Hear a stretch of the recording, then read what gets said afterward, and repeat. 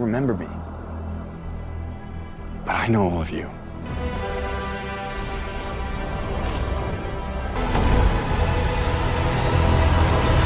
Even though I was stuck.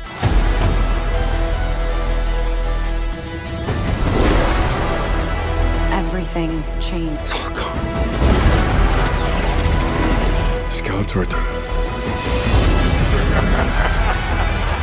World. How it feels to fail. Did you fall?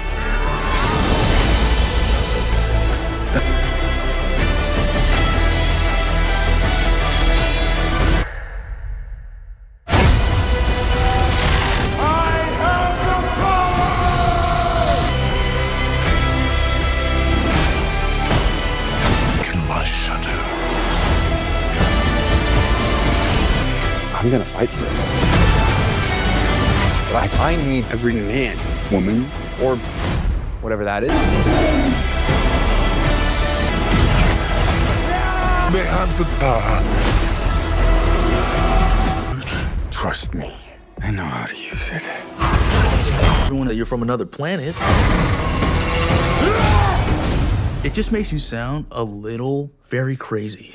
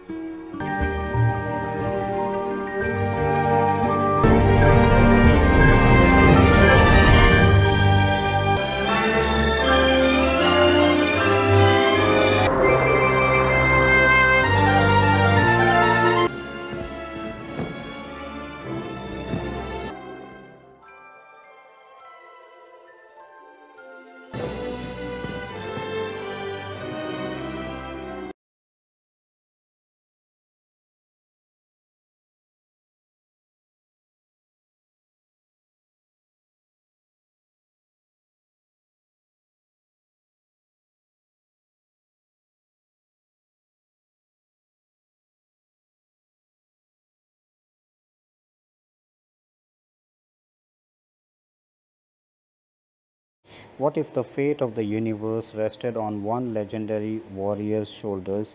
Totteung Masters of the Universe 2026 brings He-Man back with epic battles, jaw-dropping action, and shocking secrets you won't see coming. Stay till the end, because Sonu Hub is revealing amazing facts, hidden details, and a full spoiler-free review. Masters of the Universe, also called He-Man and the Masters of the Universe in some countries, is a 2026 American fantasy action movie packed with swords, magic, and epic battles. It's based on Mattel's famous Masters of the Universe franchise and is the second live-action movie after the 1987 version. The film was directed by Travis Knight and written by Chris Butler, Aaron Nee, Adam Nee, and David Callahan. Nicholas Galitzine plays Prince Adam, also known as He-Man, with a star-studded cast that includes Camila Mendes, Idris Elba, Jared Leto, Alison Brie, James Purefoy, Johannes Hauker, Johannesson, Charlotte Riley, Kristen Wiig, and Morena Baccarin.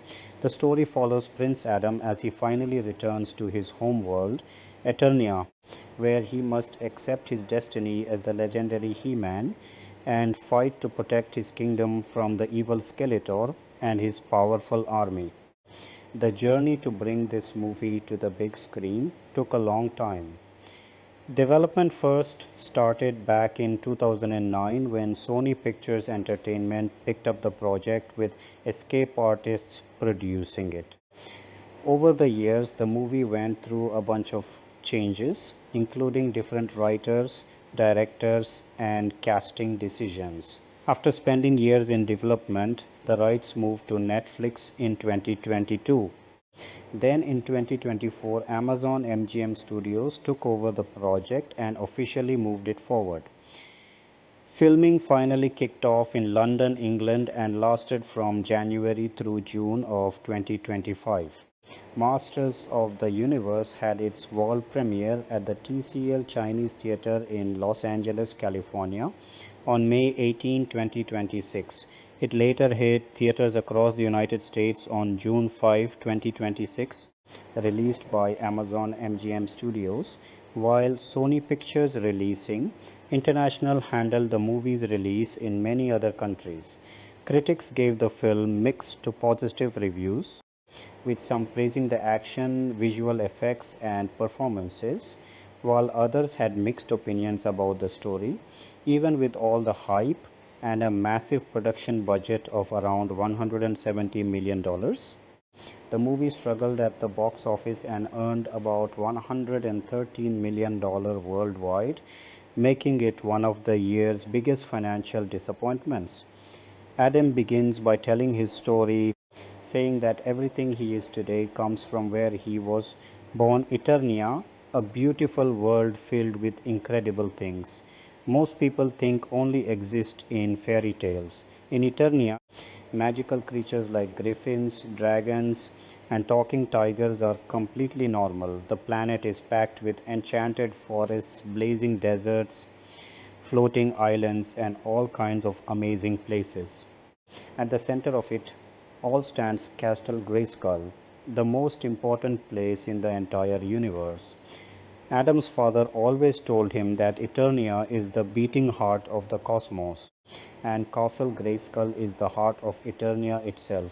Hidden inside the castle is the legendary power of Grayskull, a force so powerful it can make an ordinary person as strong as a god. Long ago, that incredible power was sealed inside an ancient weapon known as the Sword of Power.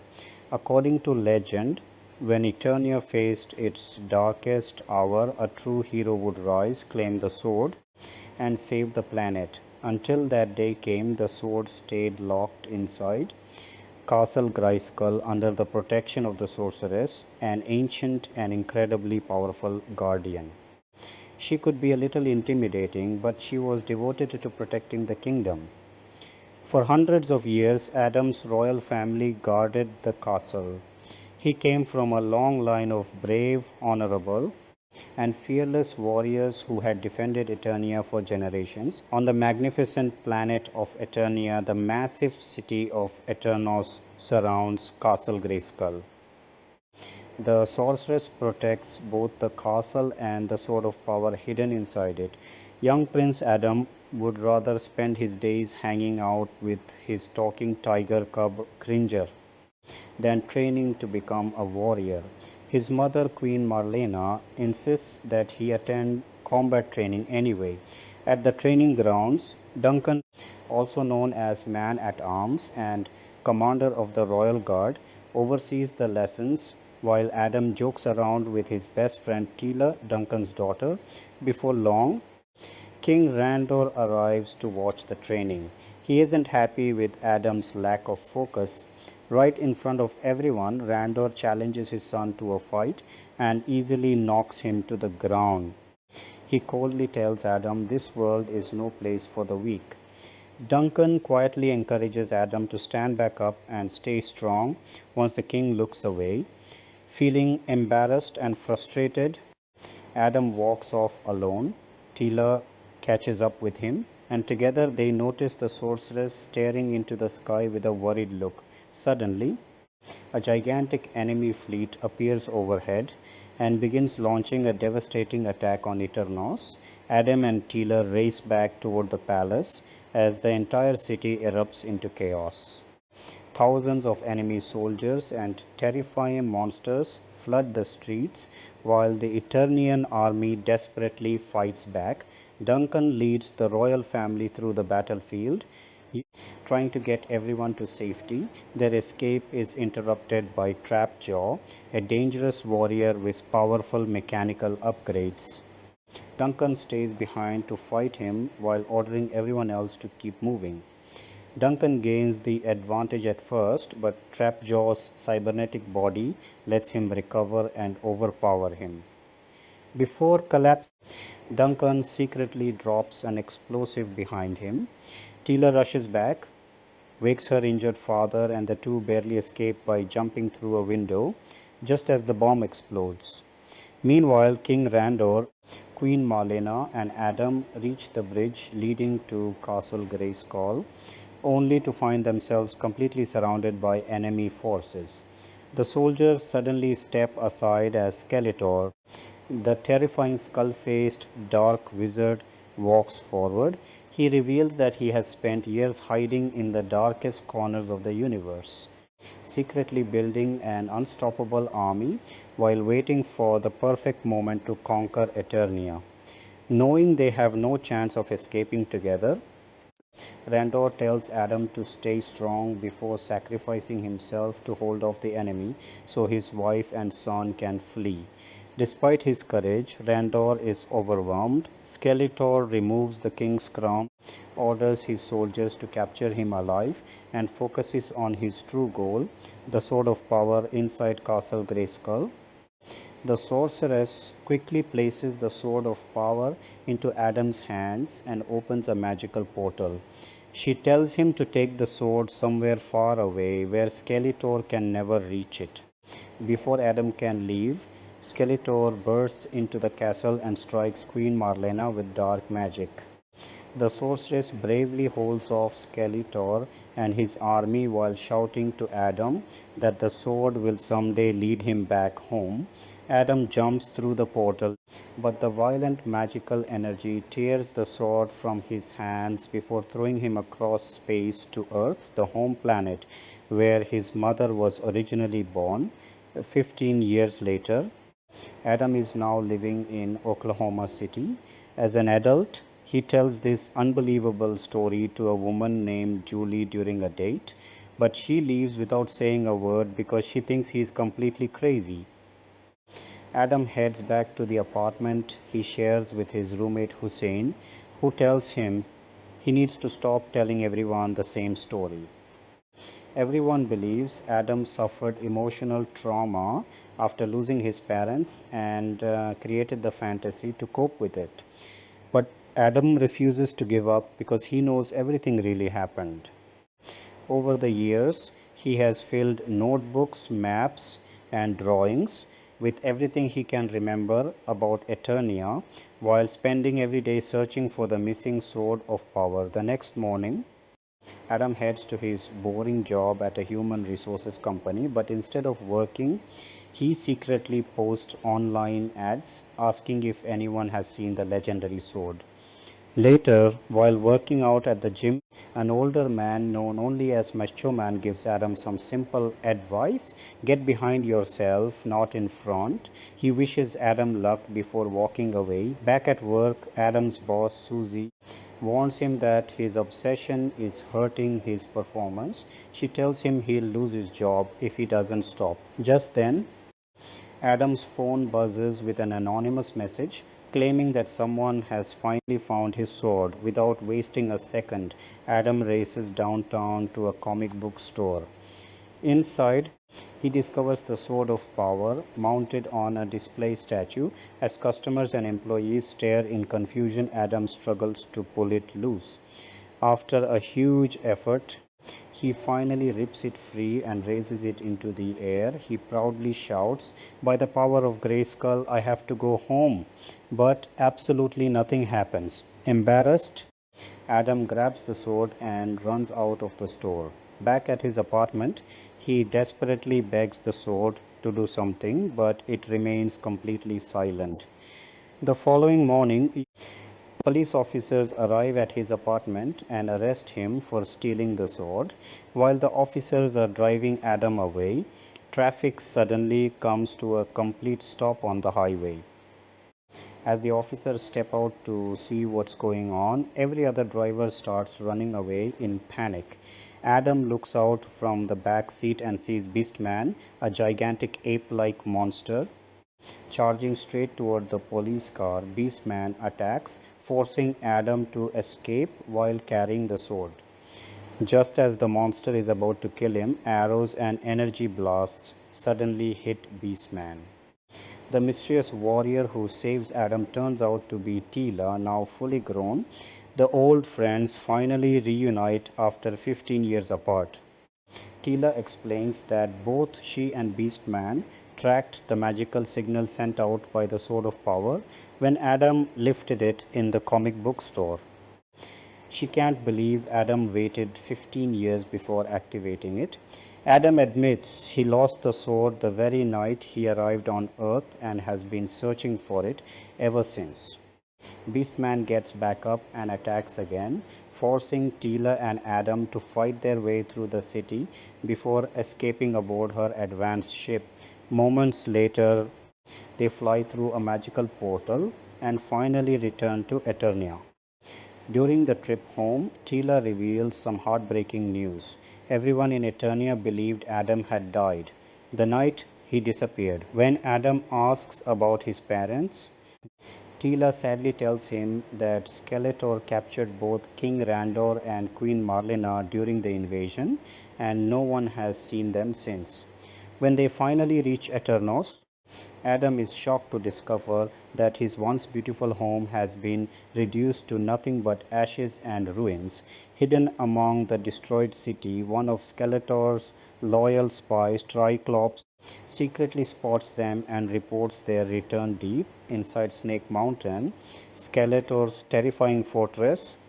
His trusted lieutenant Evelyn informs him that Beastman has returned from Earth without the Sword of Power because Tila took it instead.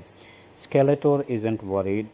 He knows that even with his powerful staff of Havoc, his enormous army, and control over most of Eternia, none of it truly matters until he finally possesses the Sword of Power. He doesn't just want to rule Eternia anymore, he wants to become an unstoppable god, and the sword is the final key to making that dream come true. Casting Nicholas Galitzine as Adam He-Man, Nicholas Galitzine steps into the dual role of Prince Adam Glenn and his powered alter ego He-Man with a physical and emotional transformation that defines the film's central arc. Raised on Earth after being separated from Eternia as a child, Adam carries fragmented memories and a latent sense of destiny that only fully awakens when the Sword of Power resurfaces. Galizine's casting followed the departure of earlier candidates and marked a deliberate shift toward a younger, more contemporary leading man capable of conveying both vulnerability and latent power. His prior work in romantic and dramatic projects demonstrated range in portraying characters, navigating identity and external pressure, qualities that translate directly into Adam's journey from an ordinary young man with an unexplained past to the most powerful warrior in the universe. Preparation for the role demanded intensive physical training to achieve the iconic muscular physique associated with He-Man, a process Galitzine has described as among the most demanding of his career. The character's Earth surname of Glenn ties into the classic lore through Queen Marlena's origins as an astronaut, grounding the dual world premise.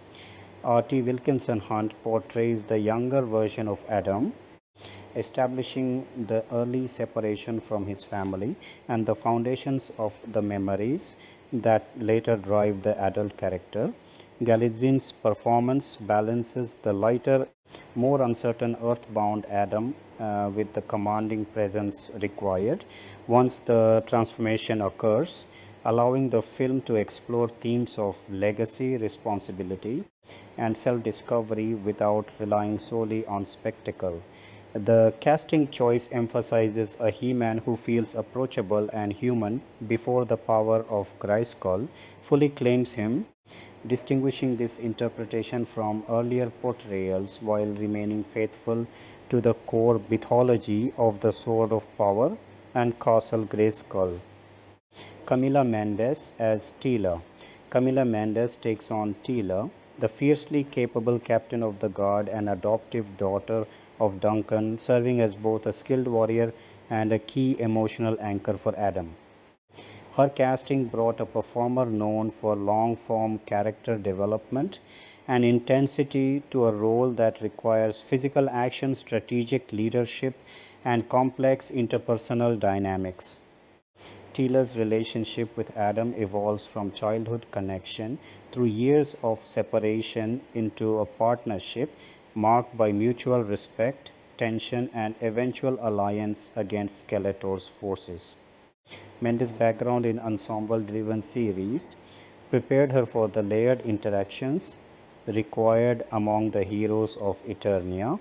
Young Tila is played by Eira Farrell, providing continuity across the time jump that shapes the character's adult identities.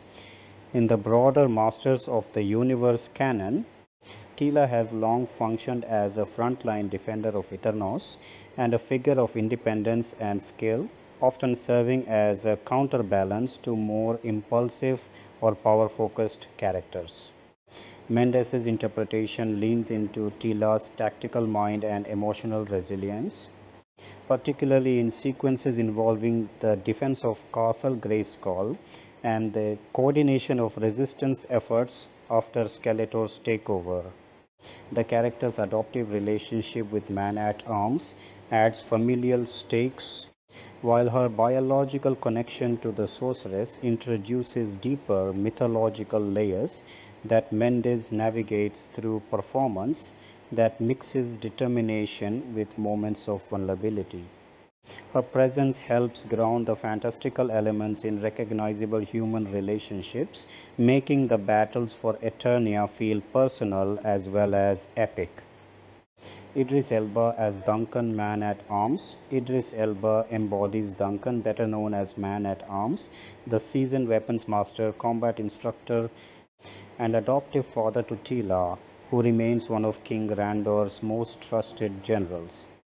Elba's casting injects gravitas and authoritative presence into a role that demands both technical expertise in warfare and paternal guidance. Duncan's arsenal of gadgets and weapons, combined with his strategic mind, positions him as a practical counterweight to the more mystical elements surrounding the Sword of Power and Sorceress. Elba's extensive experience in action-oriented and leadership roles across film and television equipped him to portray a character who has endured the fall of Eternia under Skeletor and continues to fight from the shadows or the front lines as circumstances demand. The relationship with Tila forms a core emotional thread, while his loyalty to the royal family and his mentorship of Adam upon the latter's return add layers of duty and regret over the years of separation. In classic lore, Man-at-Arms functions as the technological and tactical backbone of the heroic forces, and Elba's interpretation emphasizes the weight of long-term resistance against overwhelming odds. Physicality and command of dialogue allow the character to deliver both exposition about Eternia's history and the hard-earned wisdom of a veteran who has seen the kingdom fractured. Supporting performers in related guard and military roles reinforce the sense of a structured defense force that Duncan helps lead even in exile or underground operations. Jared Leto as Skeletor. Jared Leto assumes the mantle of Skeletor, the skull-faced sorcerer and tyrannical usurper who has held Eternia in his grip for years, following the scattering of the royal family. The casting of Leto for the primary antagonist brought an actor known for immersive and transformative performances to a role that requires both physical presence in elaborate makeup and prosthetic work and a commanding vocal and psychological intensity. Skeletor's origins as Skeletor and his transformation into the skeletal warlord remain central to the conflict. With his pursuit of absolute power and the secrets of Castle Grayskull driving the central threat, Leto's approach emphasizes the character's intelligence, theatrical menace, and underlying obsession with dominance, moving beyond simple villainy into a figure whose rule has reshaped Eternia's political and magical landscape. The decision against a golden mask design in favor of a more traditional skull aesthetic underscores a commitment to iconic visual identity while allowing for nuanced expression through performance. Supporting the character's regime are key lieutenants and henchmen whose casting further populates the forces of darkness. Leto's Skeletor interacts dynamically with Evil Lyn and the broader cadre of minions, creating a hierarchy of antagonism that challenges the heroes on multiple fronts. The role demands sustained intensity across large-scale sequences involving conquest, interrogation, and magical confrontation, areas where Leto's prior experience with extreme character work proves advantageous. Alison Brie as Evil Lyn. Alison Brie portrays Evil Lyn, the powerful sorceress and Skeletor's primary ally, whose ambitions and magical abilities make her a formidable independent threat as well as a key lieutenant. Brie's casting introduced a performer with sharp comedic timing and dramatic range to a character traditionally defined by cunning, loyalty mixed with self-interest, and significant mystical power. Evil Lyn's arc involves active participation in the maintenance of Skeletor's rule, retrieval of critical artifacts, and potential shifts in allegiance or strategy that keep her unpredictable. In the film's narrative, she plays a direct role in post-conflict developments, including the recovery of elements tied to Skeletor that leave the door open for future threats. Bree's interpretation balances seductive menace with calculated intelligence, allowing Evil Lyn to stand out within the larger ensemble of antagonists. The character's history in the franchise as a figure capable of challenging both heroes and her own allies provides rich material for a performance that avoids one-dimensional villainy. Interactions with Skeletor highlight power dynamics within the forces of darkness, while confrontations with the sorceress and the heroic team showcase her magical prowess and strategic mind. Supporting cast members in related dark roles amplify the sense of a structured yet volatile antagonistic force under Skeletor's overall command. Morena Baccarin as the sorceress. Morena Baccarin brings ethereal authority and quiet power to the role of the sorceress of Castle Grayskull, guardian of ancient knowledge, and a pivotal mystical figure whose guidance and protection influence the fate of Eternia. Baccarin's casting leveraged her experience with complex, otherworldly, or authoritative characters to embody a figure who exists somewhat apart from ordinary political struggles, yet remains deeply invested in the balance of power. The sorceress's connection to Tila as biological mother adds personal stakes to the larger mythological conflict, while her role as keeper of Grayskull secrets positions her as a source of revelation and empowerment for Adam. In classic Masters of the Universe storytelling, the sorceress often serves as a catalyst for the hero's transformation and a voice of wisdom amid chaos. Baccarin's performance emphasizes poise, mystery, and underlying urgency, particularly in sequences involving the defense or activation of Castle Grayskull's powers. The character's interactions with the royal family, man-at-arms, and the returning Adam help weave personal history with cosmic responsibility. Visual design and presence reinforce her status as a living embodiment of Eternia's magical heritage, distinct from the more martial or technological heroes around her. James Purefoy as King Rendor. James Purefoy portrays King Rendor, co-ruler of Eternos, alongside Queen Marlena, father to Adam, and the monarch whose reign is interrupted by Skeletor's rise. Purefoy's casting brought a seasoned performer with experience in period and authoritative roles to a character who must convey both regal dignity and the trauma of usurpation. Randor's relationship with Marlena rooted in her origins as an Earth astronaut, grounds the royal family in a blend of Eternian tradition and interplanetary connection. The character's efforts to protect his son by sending him away, combined with the long years of resistance or captivity under Skeletor, create a portrait of a father and king production development and pre-production.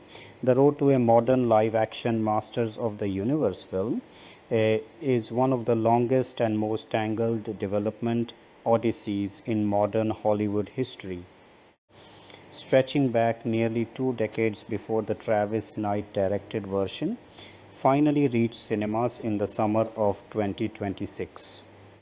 Understanding the finished picture requires understanding just how many hands touched the project, how many directors came and went, and how many false starts it survived before Amazon MGM Studios and Mattel finally got a version of He-Man onto movie screens.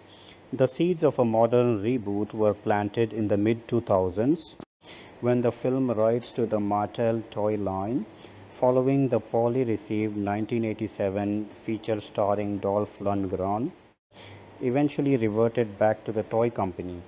After a period sitting with Warner Brothers, around 2007, a new He-Man film, helmed by action director John Woo, was rumored to be moving forward, generating considerable internet buzz about potential plot details and casting, but the project was never formally greenlit and quietly faded from view. With Woo's take stalled, the rights sat dormant for a short period before being shopped around again. The project's next major turning point came in September 2009 when Sony Pictures Entertainment acquired the rights to produce a new live-action adaptation, taking them over from Warner Bros. After Mattel and producer Joel Silver, who had previously circled a version of the film, could not agree on the creative direction the project should take. With Sony now steering the ship, the studio brought on escape artist partners Todd Black, Jason Blumenthal, and Steve Tisch to develop the project essentially from the ground up under Sony's Columbia Pictures banner. This escape artist trio would remain attached to the film in a producing capacity through virtually every subsequent iteration of the project, providing a rare thread of continuity across more than 15 years of stalled and restarted development. By April 2010, Sony had hired screenwriters Michael Finch and Alex Litvak to draft a new script, while director John Stevenson, best known at the time for animated work, was announced as the filmmaker who would bring the story to the screen. A month later, in May, the studio revealed that scripting duties had shifted to writer Evan Doherty, though Stevenson remained attached in the director's chair for a time. This pattern of writers rotating in and out while a director theoretically stayed in place, or vice versa, would come to define the project for years. The next significant shakeup arrived in late 2012 when reports surfaced that director John M. Chu, fresh off high-profile studio work, was in talks to take the reins. Around the same period, original He-Man actor Dolph Lundgren gave an interview in which he expressed interest in returning to the franchise, this time in the role of King Randor, Adam's father, rather than the title hero. That October, writer Richard Wenk was brought on to perform another rewrite of the screenplay. By March 2013, Chu had publicly stated that the film was still in the earliest stages of development, but that the tone would be campy in the manner of the 1987 film. Instead, he described it as an origin story with a straighter dramatic backbone. Later that same year, in October, The Hollywood Reporter indicated that screenwriter Terry Rossio would take over scripting duties and that the story would now be set entirely on the planet Eternia rather than splitting time with Earth. Notably, that same report suggested Chu would not, in fact, be the one directing the finished film, despite his earlier involvement. The search for a director accelerated into a churn of names throughout early 2014. In January, outlets reported that filmmakers Joe Cornish, Rian Johnson, Andres Muschietti, Kirk Demico, Chris Sanders, and the directing duo of Phil Lord and Christopher Miller were all being considered as front-runners. The following month, a separate wave of reports named an entirely different slate of candidates, including Mike Cahill, Jeff Wadlow, Harold Zwart, and Chris McKay as being on a short list. By April 2014, the trace had settled on Wadlow as the director who would take the film forward, with Wadlow himself also assigned to perform yet another rewrite of the screenplay. Momentum shifted again in August 2015 when writer Christopher Yost was brought on board to rewrite the script once more. Then in January 2016, Deadline reported that director McKay had entered the picture set to both direct the film and oversee a new rewrite building on the previous draft from Finch and Litvak. Producer Devon Franklin also joined the project around this time. Actor Kellen Lutz publicly discussed meeting with McKay and producer Mary Viola about potentially playing He-Man in mid-2016, generating fan speculation that a decade of stalled development might finally be nearing its end. That optimism proved premature. In April 2017, the studio announced a firm release date of December 18, 2019 for the film, but in the same announcement revealed that MK had departed the project. Screenwriter and director David S. Goyer was brought in to perform a new rewrite of the script. By December 2017, reports indicated that Goyer's role had expanded beyond writing, with the studio now eyeing him to direct the film as well as pen it. However, only a couple of months later, in February 2018, Variety reported that Goyer had opted to step away from directing duties to focus on other commitments, though he would remain attached as an executive producer and screenwriter, with the studio reportedly very pleased with the script he had delivered. Creature designer Carlos Huante, an industrial light and magic veteran who had also worked on the original Filmation cartoon decades earlier, was brought on by Goyer to help develop the visual world of the film.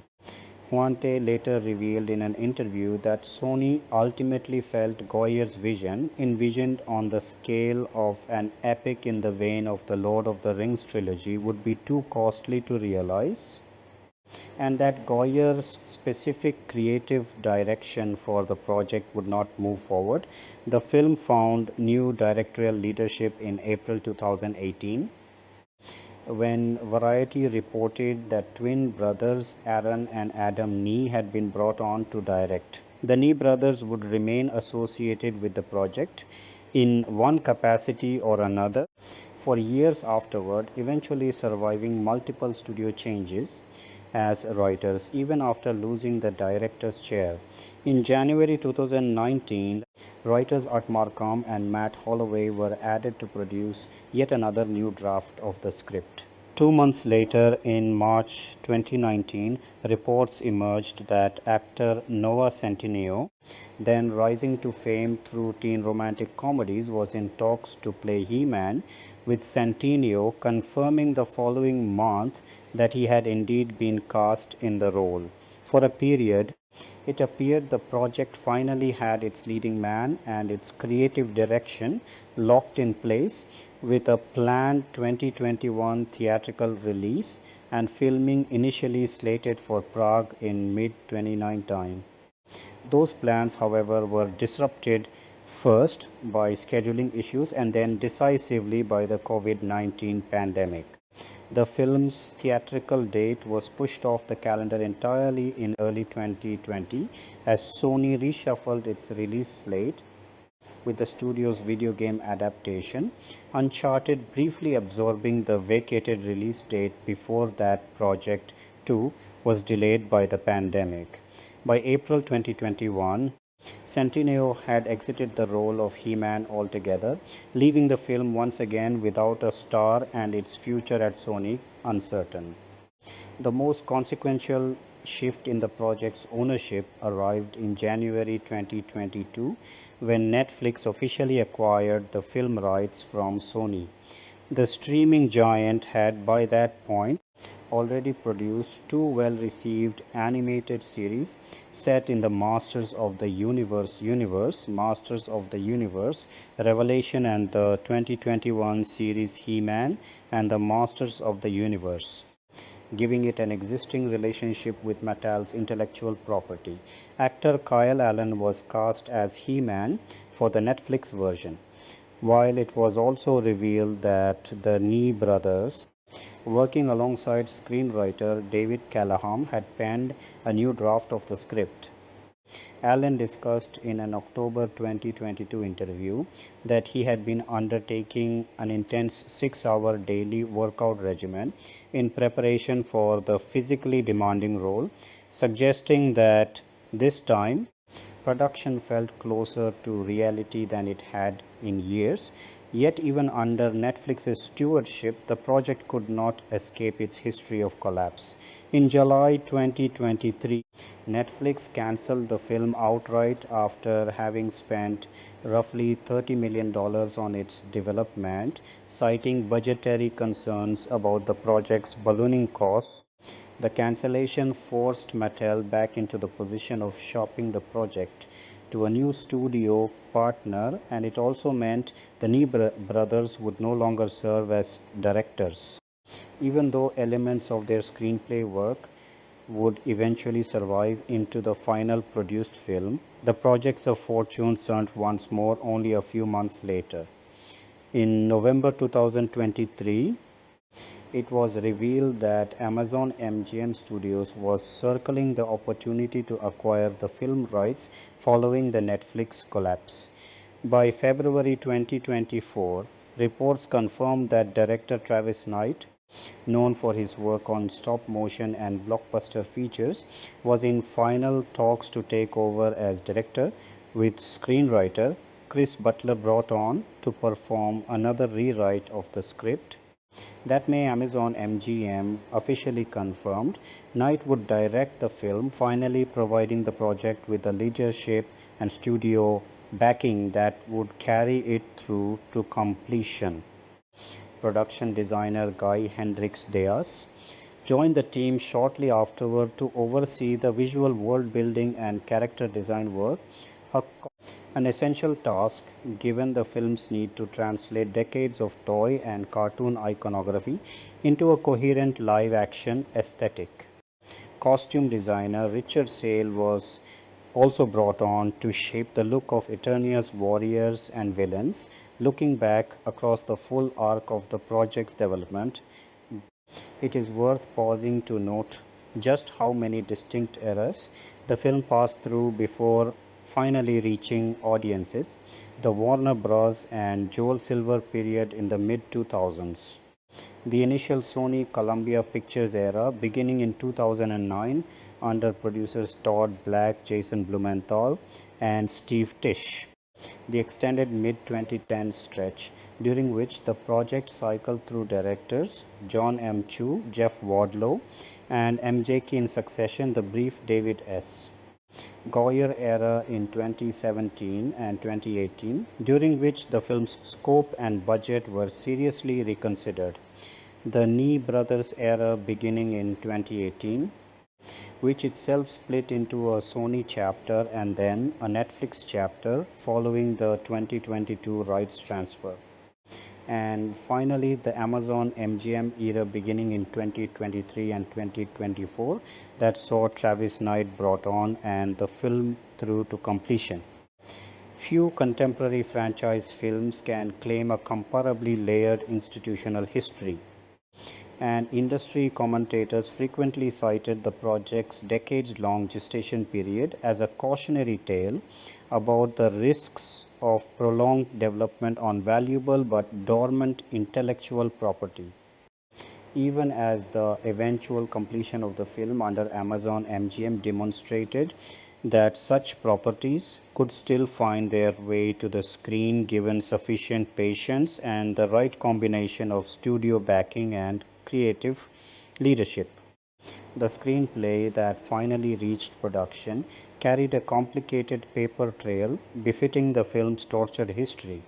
Ultimately, Chris Butler received screenplay credit alongside the writing team of Aaron and Adam Nee and David Callahan, while the Nee brothers, together with the earlier writing duo of Alex Litvak and Michael Finch, received story credit. A lengthy list of additional writers who had contributed material across the years but did not receive formal on-screen credit included Lindsay Beer, Will Beall, Peter Craig, David Odell, who had written the original 1987 film, Terry Rossio, M.K., David S. Goyer, Justin Rhodes, Christopher Yost, Jason Keller, Art Markham, Matt Holloway, Christopher Ford, Richard Wank, Chris Schaefer, Paul Wickner, and Jeff Wardlow. Few modern studio productions can claim a writer's room quite so vast, spanning nearly every corner of Hollywood's action and fantasy screenwriting talent pool over a 17-year span. With Knight now firmly in place as director and Amazon MGM as the financing and distributing studio, casting proceeded rapidly through the remainder of 2024. Only a few weeks after Amazon MGM's acquisition was finalized, Nicholas Galitzine was cast in the lead role of He-Man, effectively replacing Kyle Allen from the Netflix iteration. In August 2024, Camila Mendes joined the cast as Teela, the adoptive daughter of Man-at-Arms and captain of Eternia's Royal Guard. The following month, September 2024, Alison Brie was cast as the antagonist Evil Lynn, a sorceress who betrays Eternia for Skeletor's cause. Around this same period, Jared Leto was formally offered the role of Skeletor, the character's disfigured sorcerer villain, a casting choice that generated considerable discussion online, given Leto's reputation for committing intensely to transformative roles. November 2024 brought the addition of Idris Elba as Man-at-Arms, a character whose live-action incarnation would carry a vast arsenal of weapons and gadgets as one of Eternia's heroic warriors. By December 2024, Leto's casting as Skeletor was formally confirmed, and the studio simultaneously announced several supporting villain roles. Sam C. Wilson as the cyborg weapons expert Trapjaw, strongman Hafthor Julius Bjornsson, well known for his physical stature, as the exiled warrior Goatman, and Kojo Atta as the bounty hunter and swordsman Triclops. The casting rollout continued into February 2025 with several more key roles announced in quick succession.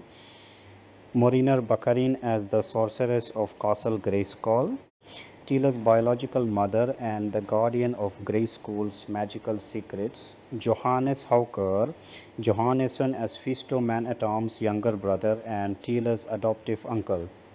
Notable for fighting with a distinctive metal arm, James Purefoy as King Randor, co-ruler of Eternia and Adam's father, and Charlotte Riley as Queen Marlena, an ex-astronaut from Earth who serves as Eternia's co-ruler and Adam's mother. That same wave of announcements also brought in John Xuejang as the head-butting heroic warrior Ram-Man, Sashir Zamata as Suzy, one of Adam's friends and co-workers during his time on Earth, and Christian Vunipola in the role of a character named Hussein. Finally, in August 2025, comedic actress Kristen Wiig was announced as the voice performer behind Roboto, a mechanical heroic warrior known for her strength and resilience.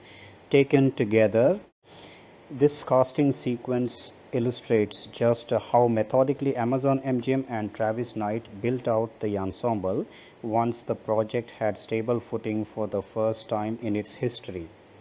Rather than announcing the full cast in one sweeping reveal, the studio doled out casting news across roughly 14 months, from Galizian's confirmation in May 2024 through Vic's addition in August 2025. A drip feed approach that kept the project in the entertainment press on a near monthly basis and helped rebuild public anticipation after years of the franchise being associated more with development hell headlines than genuine momentum.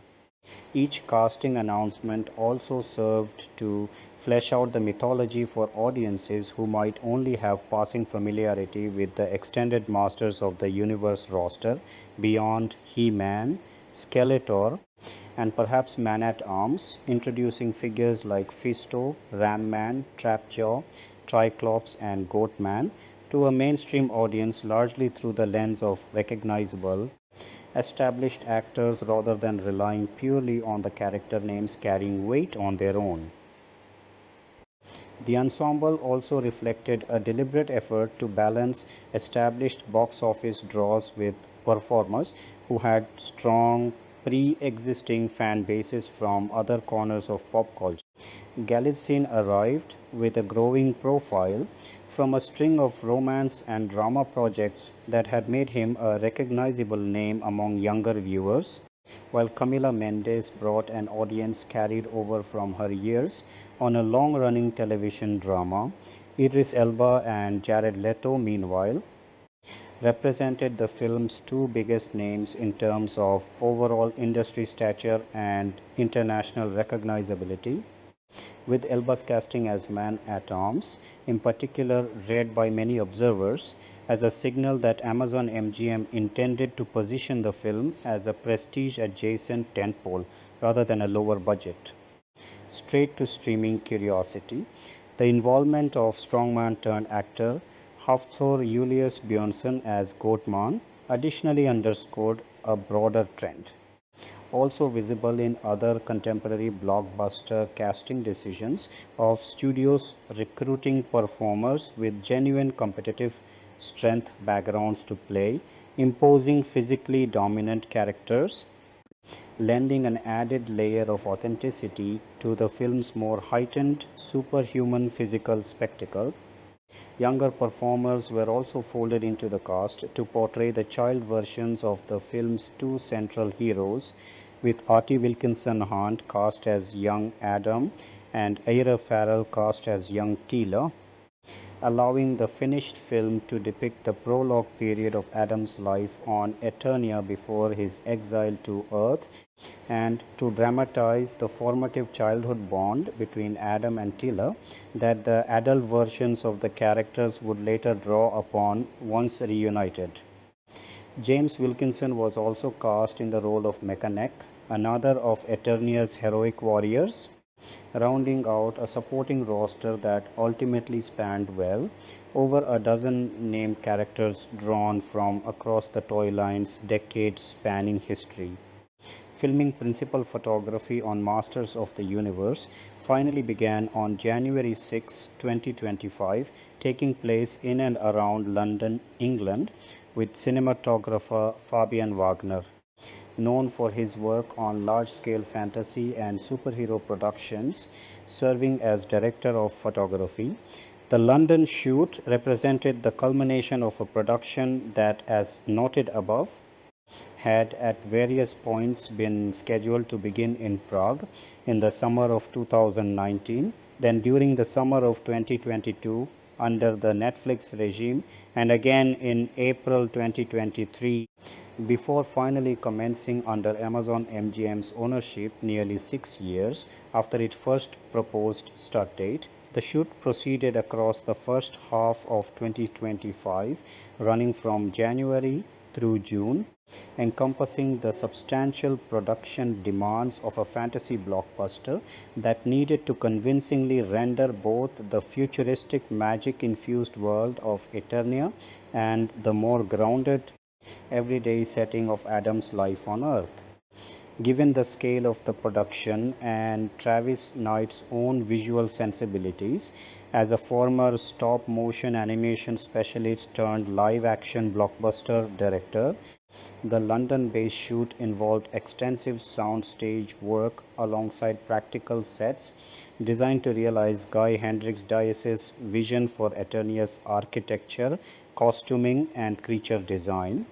Filming wrapped in mid-June 2025 with lead actor Nicholas Galitzine confirming on June 15, 2025 that production on the film had officially concluded. In discussing the experience publicly around the time of the wrap, Galitzine described He-Man as a landmark role in his career, one he had poured everything he had into during the demanding shoot. The role required Galitzine to undergo a significant physical transformation to embody the famously muscle-bound hero, a process that echoed the sort of physical preparation undertaken by Kyle Allen and Noah Centineo during their respective earlier attachments to the role, though it was ultimately Galitzine who carried the transformation through to the completed film. The shoot brought together a genuinely international ensemble working out of the UK production base with British, American, Icelandic, and other international performers converging on London sound stages and surrounding locations. The scale of the physical production, combined with the practical creature and costume work overseen by Diane Say, reflected Amazon MGM's evident desire to position the film as a tentpole release worthy of the reported budget, which various reports pegged at somewhere between $170 million and $200 million, depending on whether marketing costs were factored into the total. London's status as a hub for large-scale international blockbuster production in the mid-2020s made it a natural choice for a project of this scope, offering the combination of soundstage capacity, skilled crew depth, and studio infrastructure that a film with Masters of the Universe's ambition required. The choice also reflected a broader pattern among major studios in this period of consolidating large fantasy and science fiction productions in and around the United Kingdom, drawn by both the availability of world-class visual effect and creature design talent based in the region, and by production incentives that made UK-based shoots financially attractive relative to alternative filming locations that had been considered across the project's earlier iterations, including the previously floated Prague location from the Sony era version of the film. Local media coverage in the UK also picked up on smaller stories connected to the production as filming progressed, including reports of regional performers landing roles in the film alongside its A-list principal cast. One such story, covered by the BBC, highlighted a Jersey-based actor's casting in the production, illustrating how even a comparatively minor supporting role in a film of this scale could generate meaningful local news coverage, given the star power surrounding Idris Elba and Jared Leto's presence in the cast. Coverage of this kind, appearing steadily across the roughly 6-month shoot, helped keep the long gestating project in the public eye throughout 2025, building a sense of forward momentum that had been largely absent during the years the film spent shuffling between the Sony, Netflix, and various interim ownership periods. The demanding physical nature of the shoot, particularly for Galitzine in the lead role, echoed the sort of preparation regimens previously reported for earlier actors attached to the para, where Kyle Allen had discussed extensive daily workout routines during his brief tenure in the Netflix version of the project. And Noah Centineo had likewise been expected to undergo significant physical transformation before his own exit from the role. Galitzine's approach to embodying He-Man's iconic muscular physique became a recurring talking point in press coverage both during and after the shoot. culminating in his own public remarks at the time of the wrap, describing the role as one of the most demanding and rewarding of his career to that point. Post-production with photography wrapped by mid-2025, the film moved into an extended post-production phase that would carry it through to its release date roughly a year later. Paul Rubel, an editor with experience cutting large-scale action and adventure films, served as the film's editor, tasked with assembling the finished cut from Travis Knight's footage and shaping the film's ultimately dual-toned blend of earnest fantasy adventure and self-aware comedic beats. Visual effects work, always a massive undertaking for a project, attempting to bring Eternia's fantastical creatures, magic and machinery to life, was overseen by supervisors Tim Burke and David Vickery. The effects work itself was distributed across several major visual effects houses, including Industrial Light and Magic, ILM, DNAG, Rodeo FX, Cinesite, Untold Studios, and Host VFX. This distribution of work across half a dozen major effects vendors reflects the scale and complexity of the film's needs, from the character work required to render Skeletor's skull-face visage on Jared Leto's performance to the environmental and creature effects needed to populate Eternia with its various alien warriors and monsters, including the towering snake men and other iconography drawn from the original toy line and its various cartoon adaptations. Notably, reviewers who saw the finished film would later single out the visual approach taken to Skeletor's design as one of the more successful post-production achievements, describing the blend of practical performance and digital effects used to replace Leto's face with a skull as striking a workable balance between genuinely menacing and consciously campy, a tone that mirrors the character's long history as a figure of both threat and dark comedy across the franchise's various iterations. The post-production period also involved extensive marketing preparation, with the studio building toward a rollout of trailers and promotional material designed to introduce the completed film to both longtime fans of the 1980s toy line and cartoon, as well as to newer audiences who might primarily know the property through its Netflix animated revivals or through general cultural awareness of the He-Man character and his catchphrases. The roughly year-long gap between the completion of principal photography in June 2025 and the film's theatrical release in June 2026 gave the post-production team ample time to fine-tune the film's dense effects workload, a necessity given the sheer number of digitally rendered environments, creatures and character enhancements required to bring Eternia and its various warring factions to life. This extended timeline also allowed the studio to showcase the film's progress at industry events well ahead of release.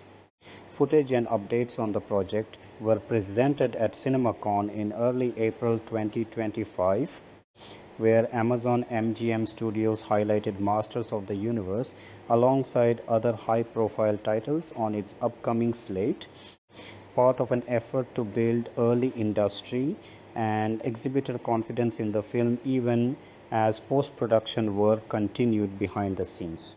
The task facing editor Paul Rubel and the visual effects teams was compounded by the film's structural need to transition fluidly between two starkly different registers: the operatic effects-heavy spectacle of Eternia, filled with laser weaponry, towering creature designs and magical set pieces centered on Castle Grayskull, and the comparatively subdued comedic tone of Adam's earthbound scenes, which needed to feel grounded enough to sell the caricature's fish out of water frustration while still setting up the emotional stakes of his eventual return home. Reviewers who later assessed the finished film would frequently comment on this tonal balancing act, with some praising the editing team's ability to keep the film's pace brisk despite its 2+ hour runtime, and others suggesting that the seams between the film's differing tonal registers remained more visible than ideal, a critique often traced back to the sprawling multi-writer development history discussed above as much as to any single post-production decision. Beyond the core visual effects and editing work, the post-production phase also encompassed extensive sound design and mixing work necessary to sell the film's numerous large-scale action sequences, along with color grading intended to distinguish the warm, sun-drenched palette used for Adam's scenes on Earth from the more saturated, fantastical color language associated with Eternia. A visual strategy consistent with the production designer Guy Hendricks Diaz's stated approach to world building on the project. Music composer Daniel Pemberton, known for his versatile work across genres ranging from crime capers to superhero films, was announced as the composer for Masters of the Universe. Pemberton's involvement was confirmed relatively early in the Amazon MGM era of the production, giving him a substantial runway to develop a score capable of supporting both the film's large-scale action sequences set on Eternia and its more grounded comedic material set on Earth. Given the property's deep roots in 1980s pop culture, a period whose musical sensibilities have themselves experienced a broad wave of nostalgic revival in film scoring over the past decade, Pemberton's task involved striking a balance between contemporary blockbuster scoring conventions and thematic material that could evoke the adventurous, larger-than-life spirit long associated with the franchise's animated and toy-based iterations. The finished score needed to underpin a story that spans two totally distinct worlds: the fantastical magic and machine hybrid setting of Eternia and the comparatively mundane office and domestic settings of Adam's life on Earth, requiring thematic material flexible enough to shift between sweeping fantasy adventure cues and more restrained character-focused material. While detailed track-by-track breakdowns of the score were not widely circulated ahead of the film's release, Pemberton's attachment to the project was treated as a marker of quality by industry observers, given his history of delivering distinctive, melodically driven scores for other major studio releases. The score's eventual reception was folded into the broader critical conversation about the film, with several reviewers noting that the movie's audiovisual package, encompassing its visual effects, production design, and music, contributed meaningfully to its identity as a glossy, big-budget spectacle, even as critics were more divided on the screenplay and tonal choices surrounding it. Pemberton's selection for the project also fit a broader pattern in his career of taking on high-profile franchise and adaptation work that requires balancing established audience expectations with room for a distinctive musical identity of his own. For Masters of the Universe specifically, this meant crafting themes robust enough to accompany the film's biggest action set pieces, including confrontations at Castle Grayskull and large-scale battles involving Eternia's various warrior factions, while also finding room for smaller, more intimate musical motifs tied to Adam's personal journey and his complicated relationship with his identity split between two worlds. Although the film's marketing campaign in the months leading up to release leaned heavily on visual elements, trailers, posters, and cast interviews, the score nonetheless played a supporting role in several of the film's promotional trailers, with sweeping orchestral cues underscoring key reveals of the Power Sword and He-Man's transformation sequence, In the broader context of contemporary franchise filmmaking, the choice of an established, versatile composer like Pemberton, rather than a newer or less experienced name, mirrored decisions made on many other big budget legacy adaptation released around the same period, reflecting a general industry preference for pairing beloved, nostalgia driven properties with composers capable of delivering an appropriately epic sound while still finding space for a few hummable, franchise defining musical themes that could potentially recur across sequels should the film's box office and streaming performance justify further installments. Release Theatrical Masters of the Universe was ultimately scheduled for release in the United States and Canada, excluding Quebec, on June 5, 2026. Distributed domestically by Amazon MGM Studios and handled internationally by Sony Pictures Releasing International. The film also received an earlier limited theatrical bow, with some sources indicating a premiere adjacent release at the TCL Chinese Theatre in mid-May 2026, alongside a slightly staggered international rollout that saw the film open in certain overseas markets a day or two ahead of its wide North American release. Altogether, the film ultimately opened across roughly 86 international markets alongside its North American debut. The film's final release date represented the endpoint of an unusually long and winding path through the release calendar. As initially planned under the Sony regime years earlier, the film had been targeted for a March 5, 2021 theatrical release via Sony Pictures Releasing.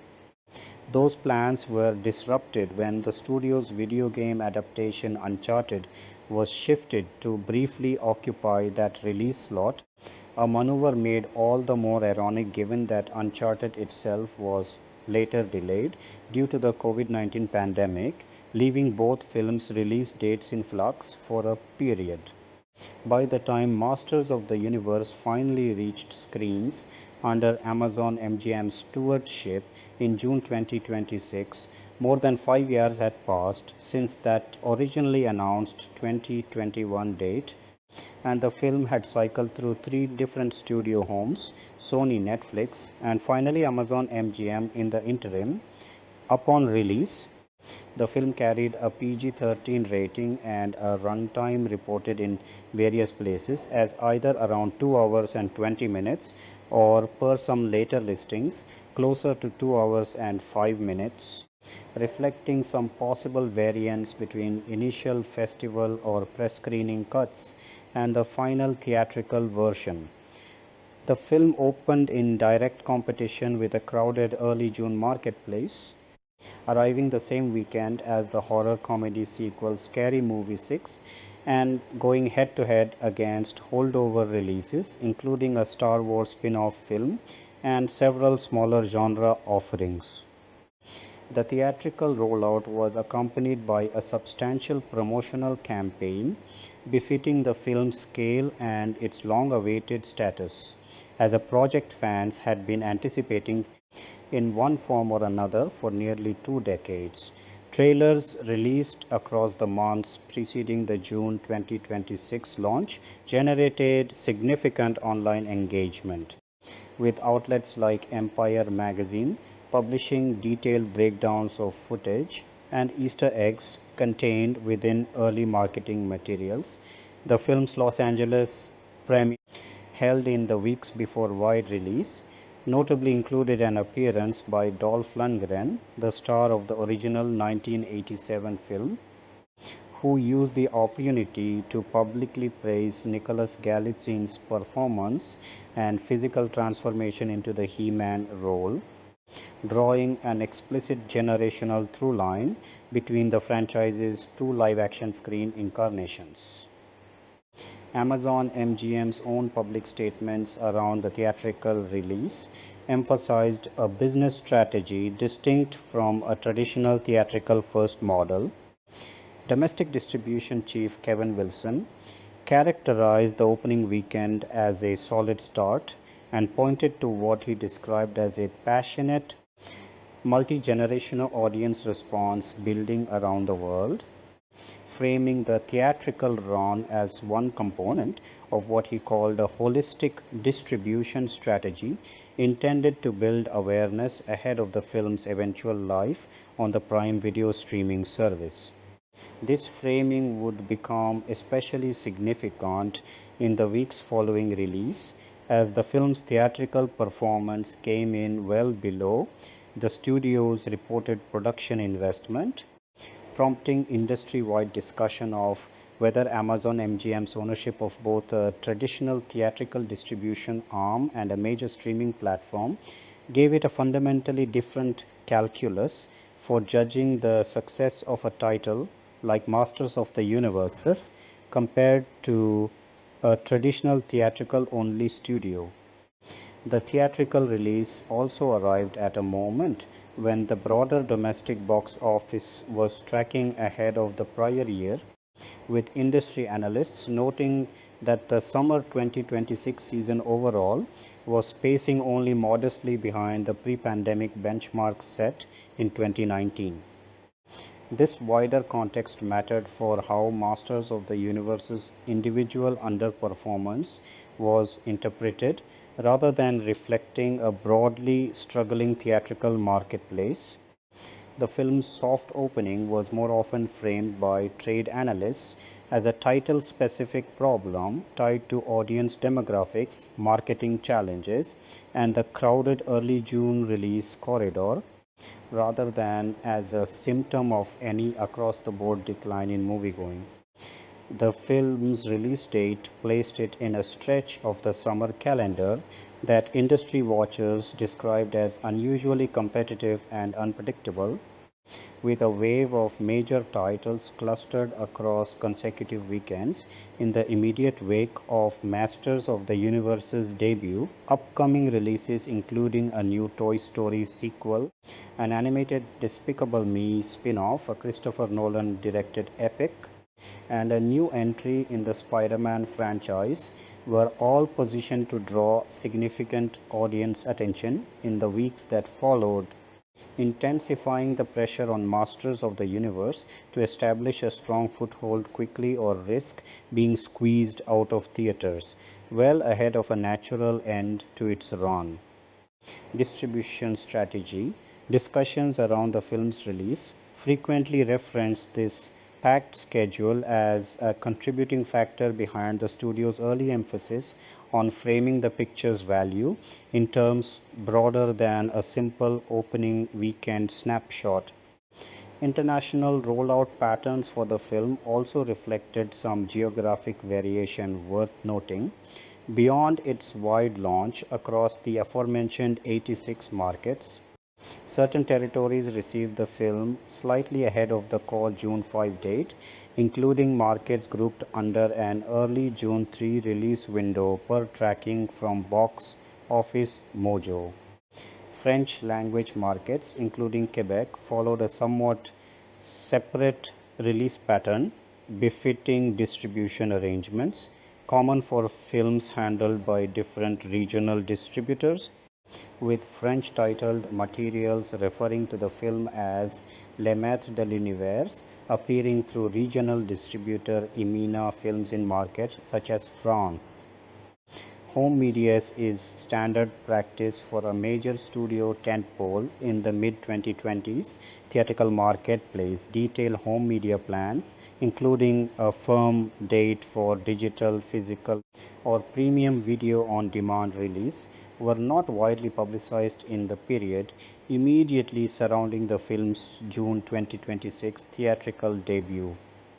Multiple movie tracking and streaming availability databases indicated, as of the weeks following the film's theatrical opening, that a formal streaming release date had not yet been announced, with several sites noting simply that the film's home media and streaming availability information would be updated once confirmed. However, given Amazon MGM Studios' ownership of the Prime Video streaming service and the explicit statements made by studio executives framing the theatrical run as a lead-in to the film's subsequent life on that platform. Industry observers widely anticipated that Masters of the Universe would receive an expedited path to Prime Video following the conclusion of its theatrical exhibition window, considerably faster than the sort of home media timeline a traditional non-vertically integrated studio might pursue. This anticipated strategy aligned with Amazon MGM's broader positioning of the film as a key piece of exclusive tentpole content intended to help build out the platform's original film library and to draw in subscribers nostalgic for the 1980s Masters of the Universe cartoon and toy line, alongside newer viewers drawn in by the starry cast, particularly Jared Leto's high-profile turn as Skeletor, the film's ownership by Mattel, whose brands include a wide range of toy lines with built-in merchandising potential, also meant that its home media and streaming rollout was expected to be accompanied by a broader consumer products push, mirroring the sort of merchandise tie-in strategy Mattel had already employed successfully with its 2023 Barbie film, though on a considerably different scale given the differing box office trajectories of the two Mattel-affiliated releases. Streaming tracking platforms and international availability databases continued monitoring the film's status in the weeks following its theatrical box, with regional listing services in markets such as the United Kingdom explicitly noting that a streaming release date had not yet been confirmed, while simultaneously confirming that theatrical ticket availability had begun as scheduled on June 5, 2026. This sort of tracking gap, common for major releases still deep in their theatrical exhibition window, nonetheless underscored how closely fans and industry observers alike were watching for signals about when the film would transition to its next phase of release. Given Amazon's structural position as both the studio behind the film and the operator of the platform expected to eventually host it, the home media conversation surrounding Masters of the Universe also folded into broader industries discoursed about the so-called theatrical window, the period of time a major release is expected to remain exclusive to cinemas before becoming available through other means. Traditional major studios in the mid-2020s had generally settled into windows lasting somewhere in the range of 45 days for premium on-demand availability, with even longer periods typically preceding a film's arrival on a subscription streaming service. Amazon MGM's vertically integrated structure, however, gave the company considerably more flexibility to adjust that timeline as it saw fit, a flexibility that became a recurring subject of commentary once the film's underwhelming theatrical performance became clear, with some industry observers speculating that the studio might elect to shorten the theatrical window further than originally planned in order to capitalize more quickly on the built-in Prime Video subscriber base likely to seek the film out once it became available for streaming. Reception box office Masters of the Universe's theatrical performance when it finally arrived after so many years of development turmoil proved to be one of the more closely watched box office stories of the 2026 summer season, not for record-setting success, but rather for how sharply it underperformed relative to its substantial production budget.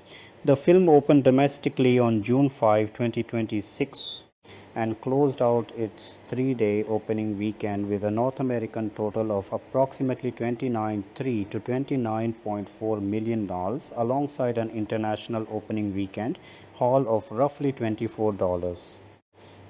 $65 to $25 million drawn from its release across 86 overseas markets.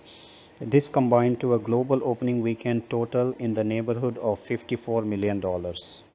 While this domestic figure was reported by some outlets as technically the best opening weekend for the Masters of the Universe franchise specifically, not adjusted for inflation, given that the only prior theatrical comparison point was the modestly performed 1987 film.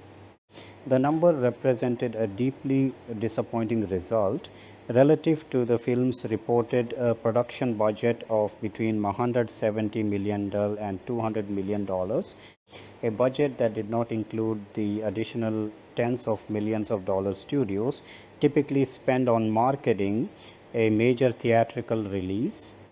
Trade press coverage in the days immediately following the opening weekend was blunt in its assessment of the film's commercial prospects.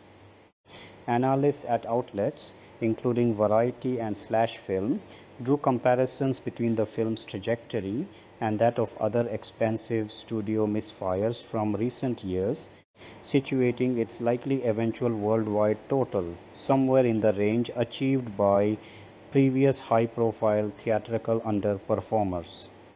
One widely cited industry breakdown of the opening weekend's audience demographics highlighted a significant structural problem facing the film.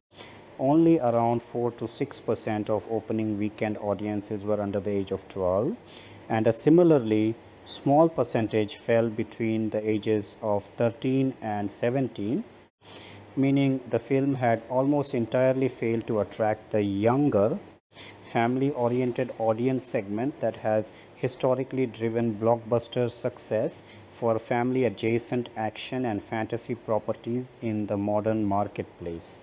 By contrast, the largest single demographic segment attending the film's opening weekend, accounting for close to 29% of the audience by some estimates, fell between the ages of 45 and 54. Unsurprising, given that this generation represents the core group that grew up with the original 1980s toy line and cartoon, but a demographic imbalance that boded poorly for the film's ability to sustain box office momentum over subsequent weekends, the way youth-driven franchises typically do. The film's box office trajectory in the days and weeks following its opening bore out these concerns.